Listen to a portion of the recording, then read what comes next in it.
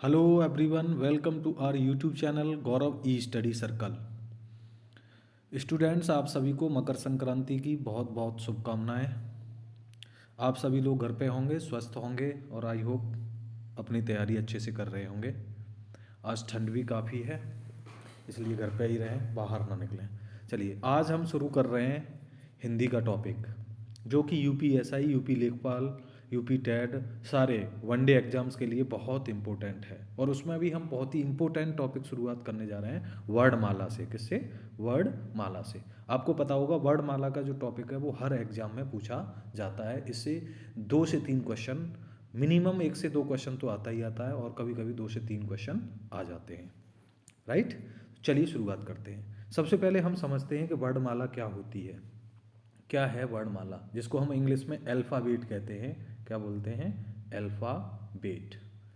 यानी जो हमारी हिंदी वर्णमाला है उसमें हमारे कुल कितने 52 लेटर्स हैं। कितने लेटर्स हैं? कुल 52 लेटर्स, आपको पता होगा। जिसमें से 39 क्या हैं? आपके व्यंजन हैं, और बाकी के 13 जो हैं वो क्या हैं? स्वर हैं। इस तरह से कुल कितने हो जाते हैं? 52 वर्ण हो जाते हैं। राइट, इस बात को याद रखें। तो अब बात आती है कि वर्णमाला कहते किसको हैं। तो वर्णमाला वर्णों का व्यवस्थित समूह है। क्या है? वर्णों का व्यवस्थित समूह। जैसे आपने देखा होगा अ, आ, इ, ये सब क्या है? ये सब वर्ण हैं। क्या है? वर्ण है। इनके व्यवस्थित समूह को हम वर्णमाला कहते हैं, या इसको दूसरे रूप में हम बोल सकते हैं कि लिपि चिन्हों के का व्यवस्थित समूह। लिपि चिन्हों का व्यवस्थित समूह को भी हम वर्णमाला कहते हैं। इस बात को आप याद रख के पूछ सकते हैं। अच्छा, अब लिपि चिन्ह क्या होता है? तो देखिए, कोई भी भाषा होती है उसकी एक लिपि होती है। क्या होती है? लिपि। लिपि का मतलब क्या होता है? उस भाषा को लिखने का जो तरीका होता है उसे हम लिपि कहते हैं। जैसे हमारी हिंदी लिपि है, तो हिंदी भाषा है, इसकी लिपि है, आपने देखा होगा, देवनागरी। एग्जाम में पूछा जाता है देवनागरी। जो हम लिखते हैं हिंदी में, जो कुछ भी लिखते हैं, जैसे मैंने ये हिंदी में वर्णमाला लिखा हुआ है, तो ये लिपि देवनागरी में लिखा हुआ है। राइट, जैसे आप देख रहे हैं कि मैंने हिंदी में बोला ए, तो आप हिंदी में ए इस तरीके से लिखेंगे, और इंग्लिश में इसी ए को आप इस तरीके से लिखेंगे। राइट, मैंने हिंदी में बोला ओ आप ऐसे लिखते हैं, और इंग्लिश में ओ आप इस तरीके से। तो यही जो लिखने का तरीका है, यही क्या है? लिपि कहलाती है। किसी भी भाषा को लिखने का एक तरीका लिपि कहलाती है। आई थिंक ये बात आपको समझ आ गई होगी। तो हमारी जो हिंदी भाषा है, इसी की लिपि का नाम है देवनागरी, और अंग्रेजी की लिपि जो होती है वो होती है आपकी रोमन लिपि। इसको क्या बोलते हैं हम? रोमन लिपि। राइट, चलिए, तो इससे समझ आया कि हमारी जो हिंदी है उसकी लिपि कौन सी है? देवनागरी लिपि है। आपको ये बात, संस्कृत की भी लिपि क्या है? देवनागरी ही है। उर्दू जो भाषा होती है उसकी लिपि होती है फारसी। राइट, इस बात को आप ध्यान रखें। चलिए, तो वर्णमाला के बारे में आपको पता चला। वर्णों के व्यवस्थित समूह को हम क्या कहते हैं? वर्णमाला, या लिपि चिन्हों के व्यवस्थित समूह को हम वर्णमाला कहते हैं। अब हम बात करते हैं कि वर्ण क्या होता है। आखिर हमें जानना चाहिए कि वर्ण है क्या चीज़। राइट, तो वर्ण जो होता है वो ध्वनि का लिखित रूप होता है। जैसे मैंने बोला किसी ने बोला, तो ये हो गई ध्वनि, मुंह से निकली हुई बात, और इसको मैंने लिख दिया तो ये क्या हो गया? इसका लिखित रूप इस तरीके से। यदि मैंने बोला, यदि आप जब तक इसको लिखोगे नहीं तब तक थोड़े ना पता चलेगा किस तरीके से। कोई और तरीके से भी लिख सकता है। राइट, तो इस तरीके, हिंदी में हमने इस तरीके। तो यही है वर्ण। क्या है? ध्वनि का लिखित रूप होता है, और यह भाषा की सबसे छोटी इकाई है। मतलब भाषा की सबसे छोटी इकाई है, इससे छोटा कुछ भी नहीं हो सकता। यानी वर्ण से, जो मुंह से हमने बोला, इससे छोटा क्या कुछ हो सकता है? नहीं, इससे छोटा कुछ भी नहीं हो सकता। राइट, तो ये बात समझे। जो वर्ण पूछा जाता है कि भाषा की सबसे छोटी इकाई क्या है? वर्ण है। और वर्ण क्या है? ध्वनि का लिखित रूप है। ये आपको पता होना चाहिए, बहुत ही इंपॉर्टेंट बात है ये। चलिए आगे बढ़ते हैं। लिपि के बारे में मैंने आपको बता दिया है कि लिपि क्या है? ध्वनि को लिखने का एक तरीका है। हिंदी और संस्कृत की लिपि देवनागरी है, अंग्रेजी भाषा की लिपि रोमन है, और उर्दू भाषा की जो लिपि है वो फारसी है। राइट, अब यहाँ पर थोड़ा सा एक अब एग्जाम पॉइंट ऑफ व्यू से आपको ध्यान रखना है कि जो वर्ण है वो भाषा की सबसे छोटी। वर्ण से मिलकर के अक्षर बनता है, अक्षर से बनता है शब्द या पद। शब्द और पद में क्या फर्क है, इस बात को समझ लें। जैसे मैंने लिखा केवल राम, केवल राम मैंने लिखा, तो ये आपका शब्द है। यदि इसी को मैं लिख दूं राम आगरा जाता है, राम आगरा जाता है, तो इस सेंटेंस में ये जो शब्द है ये पद के रूप में कार्य करेगा। तो जब कोई शब्द इंडिविजुअली यूज होता है तो वो शब्द होता है। जैसे मैंने आगरा लिख दिया, तो आगरा यहाँ पर क्या है? अभी शब्द है, लेकिन इसको मैंने लिखा राम आगरा जाता है, तो यहां सेंटेंस में ये पद कहलाएगा। क्लियर हुई बात? शब्द और पद में अंतर समझ में आया? ओके। अब शब्द और पद के मिलने से पदबंध बनता है, जिसको हम फ्रेज कहते हैं। एक ग्रुप ऑफ वर्ड्स जो होता है उसको हम फ्रेज कहते हैं। और पदबंध के समूह से क्या बनता है? उपवाक्य मिलता है, और उपवाक्य से बनता है वाक्य। ठीक है, तो वाक्य क्या है? भाषा की सबसे सार्थक इकाई है। राइट, इसको हम ये भी बोल सकते हैं कि भाषा की सबसे बड़ी इकाई क्या है? वाक्य है, इन अनदर वर्ड, दूसरे शब्द।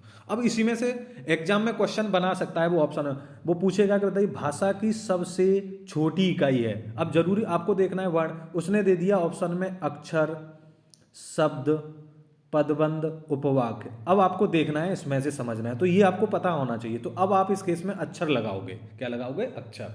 वैसे तो वर्ण होती है। अच्छा, यहां ध्यान रखें, इस वर्ण को हम ध्वनि भी बोलते हैं। क्या बोलते हैं? ध्वनि। तो कभी कभी वो एग्जाम में ये भी दे सकता है कि भाषा की सबसे छोटी इकाई, ऑप्शन में उसने क्या दे दिया? ध्वनि ए, और बी दे दिया उसने वर्ण, अक्षर। ठीक है, तो उस केस में फिर आपको ध्वनि लगानी है। आपको अपने आप ही समझना है कि ध्वनि जो है हमने बोला है, वर्ण क्या है? उसका लिखित रूप है। तो ये देखना पड़ेगा। वर्ण और ध्वनि लगभग समान ही होते हैं, एक ही बात होती है वर्ण और ध्वनि की। राइट, और ये दोनों चीजें ऑप्शन में दी हों तो आप ध्वनि भी लगा सकते हैं। राइट, चलिए आगे देखते हैं हम। तो यहां से पता चला आपको भाषा की सबसे छोटी इकाई वर्ण या ध्वनि होती है। इसके साथ में ऑब्लिक करके ध्वनि भी लिख लें, दोनों चीजें ध्वनि। राइट, और सबसे बड़ी इकाई हो गई वाक्य, या इसको हम भाषा की सार्थक इकाई भी बोलते हैं। अब समझते हैं थोड़ा सा हम वर्ण और अक्षर में क्या फर्क होता है। वर्ण और अक्षर में थोड़ा सा आप फर्क समझने की कोशिश करें स्टूडेंट्स, ये बहुत ही जरूरी है। जैसे समझिए, ये मैंने यहां पर लिखा हुआ है कलम। क्या लिखा हुआ है? कलम लिखा हुआ है। तो इस कलम में कितने वर्ण हैं और कितने अक्षर हैं, इस बात को क्लियर कर लें। कभी कभी हमें ये लगता है कि ये एक ही चीज है, नहीं। देखो, अक्षर का मतलब क्या होता है और वर्ण में आपको समझना है। तो इस कलम में हमने देखा कि जो क, ल और म, ये तीन अक्षर हैं। क्या हैं? ये तीन क्या हैं? अक्षर हैं। और वर्ण जो हैं, वर्ण की हम बात कर रहे हैं, तो इसे देखें, जो का अक्षर है वो का अक्षर किससे मिलकर के बना है? वर्ण से मिलकर, यानी का प्लस अ से। आपको पता है कि कोई भी जो व्यंजन होता है वो किसकी सहायता से बोला जाता है? कोई भी व्यंजन हमेशा और हमेशा आप ध्यान रखें कि स्वरों की सहायता से। व्यंजन जो होते हैं, मैं आगे आपको बताऊंगा कि जो व्यंजन होते हैं वो किसकी सहायता से बोले जाते हैं? स्वरों की सहायता से बोले जाते हैं। राइट, तो जो अक्षर है वो इसमें कितने हैं? 3। और वर्ण की हम बात करें तो वर्ण कितने हैं इसमें? 6। आप देख रहे हैं ये। राइट, तो समझ में आ गया। इसको हम वर्ण पल्लवन, हमने ये क्या कर दिया? कलम का वर्ण पल्लवन कर दिया। और ये क्या है? वर्ण संक्षेपण है। तो इस तरीके से एग्जाम में क्वेश्चन भी पूछ लेता है, आपको ये पता होना चाहिए। दूसरा हमने देखा हिमालय का, करके देखते हैं। तो हिमालय में हम देखेंगे अक्षर कितने हैं? 4 हैं, और वर्ण कितने हैं? 8। जैसे ह प्लस ई प्लस, इसको हमने वर्ण पल्लवन कर दिया है, क्योंकि जो ही है, ही अक्षर है, वो ह प्लस ई से मिलकर के क्या है? बना हुआ है। ये जो हलंत लगाओ, इसका मतलब होता है ये स्वर आधा वर्ण है, मतलब ये स्वर की सहायता से पूरा हो जाता है। इसमें स्वर समाहित है, इससे हमने स्वर को अलग कर दिया, ये उसका मूल रूप आ गया।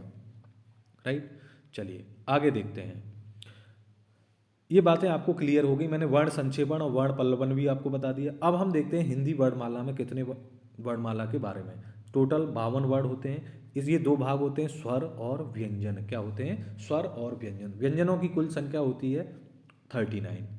राइट, कितनी संख्या होती है? 39। लेकिन परंपरागत रूप से व्यंजनों की जो संख्या है आप उसे 35 मान सकते हैं। कितनी मान सकते हैं? 35, क्योंकि उसमें जो संयुक्त व्यंजन होते हैं उनको काउंट नहीं किया जाता है। ठीक है, जैसे कुल संख्या कितनी है?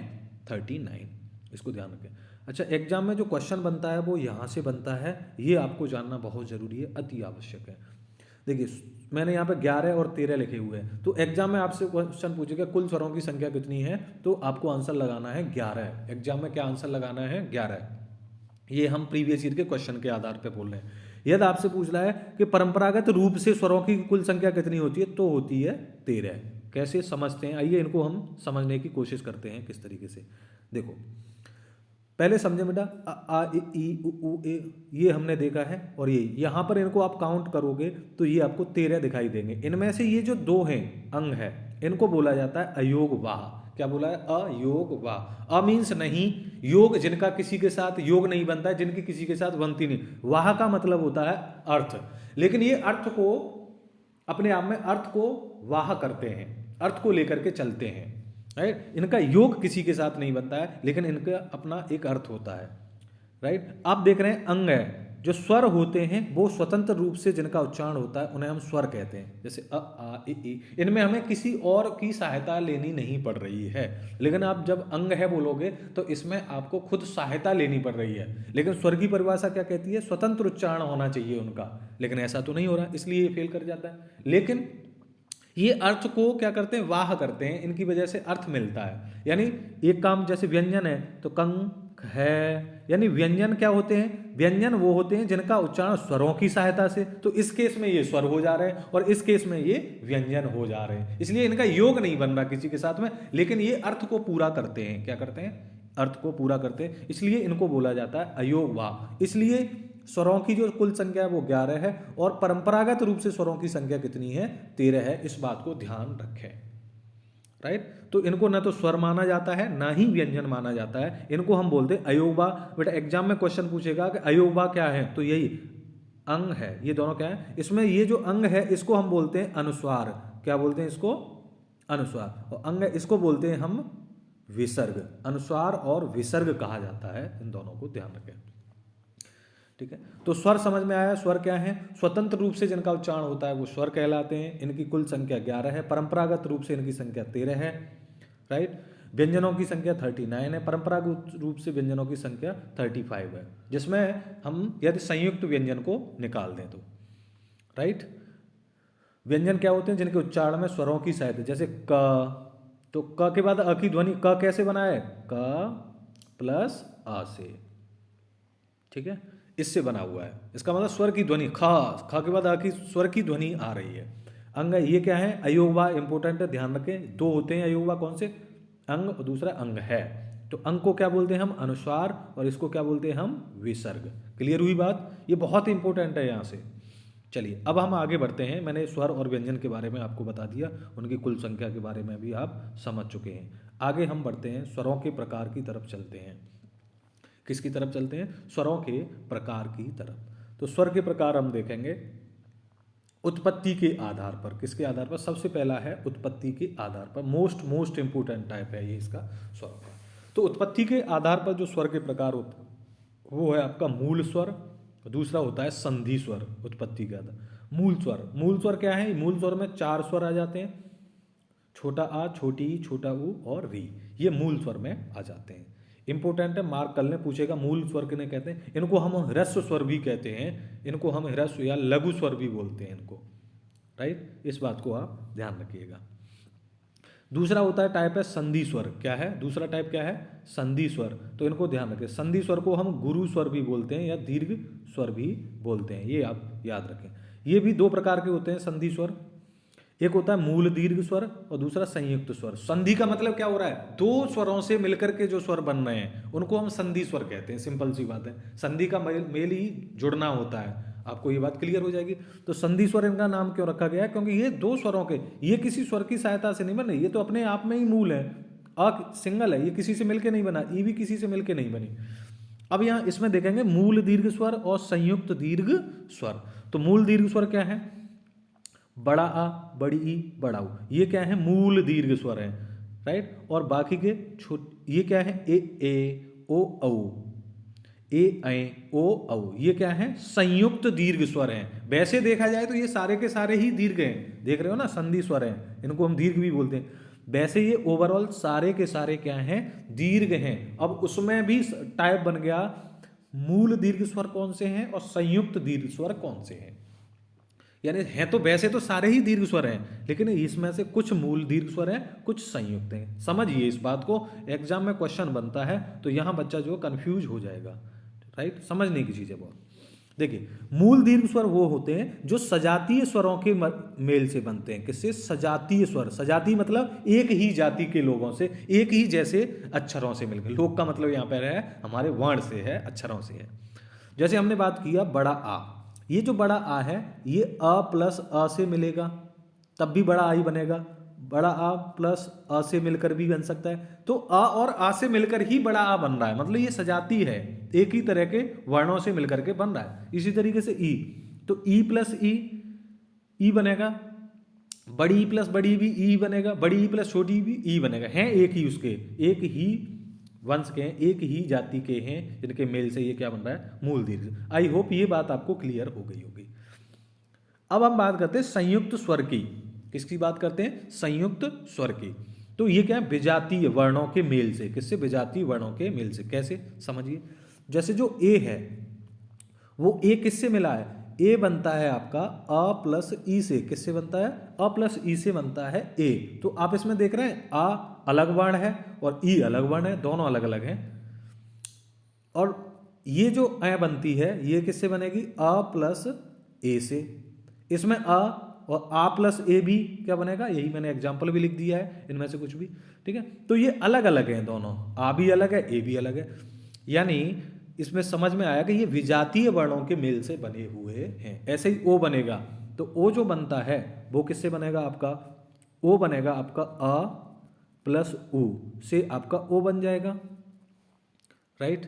अ प्लस उसे ओ बन जाएगा। इसमें कहीं चाहे आप बड़ा आ ले लें और बड़ा ऊ ले लें, तब भी क्या बनेगा, ओ ही मिलेगा।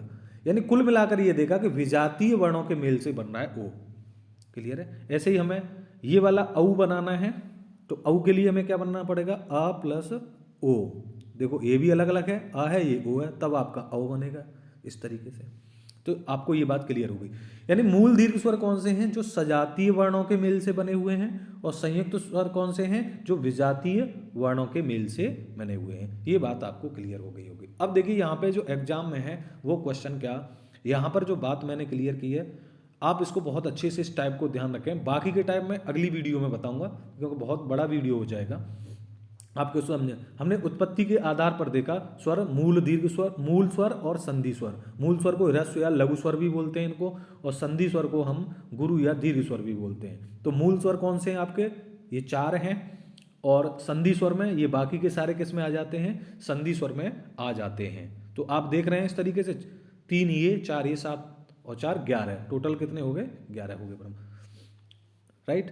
अब समझिए इसमें मूल दीर्घ स्वर में बड़ा आ बड़ी ई बड़ा ऊ आ जाता है, संयुक्त में ए ऐ ओ औ ये आता है, इसको ध्यान। अब जैसे क्वेश्चन पूछेगा, निम्नलिखित में से क्वेश्चन पूछेगा, निम्नलिखित में से दीर्घ स्वर है, दीर्घ स्वर है ऐसे, या नहीं सॉरी दीर्घ नहीं, हाँ दीर्घ ही आप रख लीजिए, यही क्वेश्चन पूछेगा, दीर्घ स्वर है। उसने ऑप्शन दिया ए ऑप्शन दिया आ, बी ऑप्शन दिया ए, सी ऑप्शन दिया अ, और डी ऑप्शन उसने दिया औ। अब देखिए, अब यहाँ पे बच्चा फंसेगा, क्या करेगा बच्चा, यहाँ पे हम थोड़ा सा इसका कलर चेंज कर लेते हैं, 1 मिनट इसका कलर चेंज कर लेते हैं, तो आपको शायद अच्छे से समझ आएगा। जैसे हमने पूछा कि दीर्घ, क्वेश्चन क्या किया उसने, दीर्घ क्वेश्चन पूछे स्वर है, निम्नलिखित में से दीर्घ स्वर है। ऑप्शन ए उसने डाला आ, ऑप्शन बी उसने ऑप्शन डाला ए, ऑप्शन सी उसने डाल दिया ओ, और डी डाल दिया उसने औ। अब यहां पर बच्चा कंफ्यूज होगा। मैंने पूछा है क्वेश्चन क्या किया है कि दीर्घ स्वर है, दीर्घ स्वर क्वेश्चन, लेकिन ये तो सारे के सारे दीर्घ स्वर हैं। अब बच्चा ऑप्शन में क्या लगाएगा, अब अंदाजा मारेगा टिक, लेकिन नहीं, आपको गलती नहीं करनी, आपको सावधान। यानी दीर्घ स्वर की बात कर रहा है, इसका मतलब ये हुआ कि मूल दीर्घ स्वर पूछ रहा है, तो आपको आ पे टिक करना है। ये दीर्घ स्वर है, ये क्या है, मूल दीर्घ स्वर तो यही है, बाकी के ये तो बनाए गए हैं, ठीक है, क्योंकि ये अलग अलग। तो मूल रूप से दीर्घ स्वर कौन सा है, आ है, राइट। और ये जो दीर्घ स्वर हैं ये मूल में नहीं आते हैं, ध्यान रखिए। है वैसे तो ये सारे के सारे चारों ही ऑप्शन क्या है, दीर्घ हैं, लेकिन आपको आंसर क्या है लगाना है, इसमें आ लगाना है, क्योंकि ये मूल दीर्घ स्वर की बात कर रहा है, अंडरस्टूड है, ठीक है। तो इस तरीके से दिमाग से चलना है। तो आज हमने वर्णमाला के बारे में सीखा। वर्णमाला क्या है, वर्णों का व्यवस्थित समूह या लिपि चिन्हों का व्यवस्थित समूह को हम क्या कहते हैं, वर्णमाला कहते हैं। लिपि के बारे में मैंने बताया कि जो भाषा को लिखने का तरीका होता है वही क्या होती है, लिपि। जैसे हिंदी और संस्कृत की लिपि देवनागरी है, अंग्रेजी की लिपि रोमन है, और उर्दू की लिपि फारसी है। ये हमने देख लिया था। फिर मैंने आपको वर्ण से मिलकर के क्या बनाना है, अक्षर, और अक्षर से मिलकर के क्या बनता है, शब्द या पद, और पद से मिलकर के क्या बनता है, आप पदबंध बनता है, फ्रेज जिसको बोलते हैं। पदबंध से उपवाक्य, उपवाक्य से वाक्य। तो वर्ण को हम ध्वनि भी बोलते हैं, ये भाषा की सबसे छोटी इकाई है, और उपवाक्य भाषा की वाक्य जो है वो भाषा की सबसे बड़ी इकाई है। तो आपको ये सारी बातें क्लियर हो गई होंगी, राइट। चलिए, तो आज वीडियो को हम यहीं पर ख़त्म करते हैं। बाकी के आगे स्वरों के जो टाइप बचे हुए हैं और वर्ण के बारे में, वो व्यंजन के बारे में मैं नेक्स्ट वीडियो में बताऊंगा। वीडियो देखने के लिए बहुत बहुत धन्यवाद। आप हमें अपने विचार दे सकते हैं किस टॉपिक पे वीडियो चाहिए, और इसे अपने दोस्तों के पास में शेयर भी कर सकते हैं। धन्यवाद।